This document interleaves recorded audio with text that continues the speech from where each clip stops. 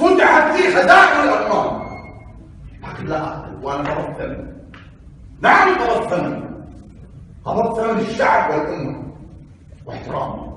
وجه الضمير الحر ما للحقوق قيود، سلم راسك المطروخ وصارك الفتاك، للأحرار ما خلق القهر والبرى مردود. تحية زموح ذاك اليوم سلم الله.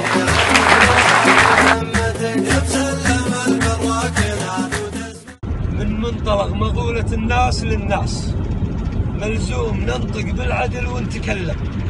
لو الحكومة عندها ذرة إحساس ما خلت الفاسد وجرت مسلم.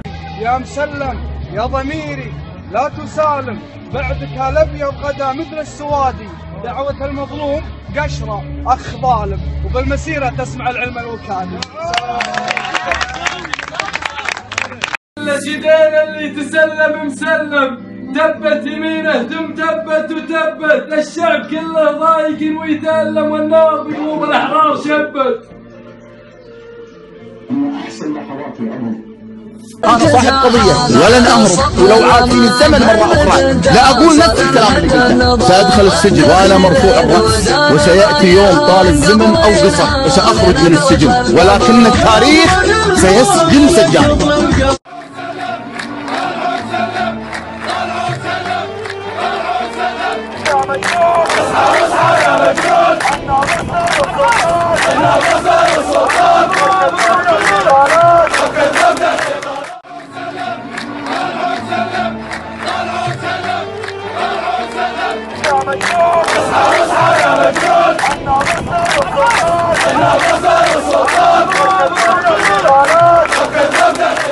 حزني الوحيد فقط أني أعلم أن هناك قلوب طاهرة نظيفة من أبناء الشعب الكويتي المخلصين سيحزنون ويتألمون.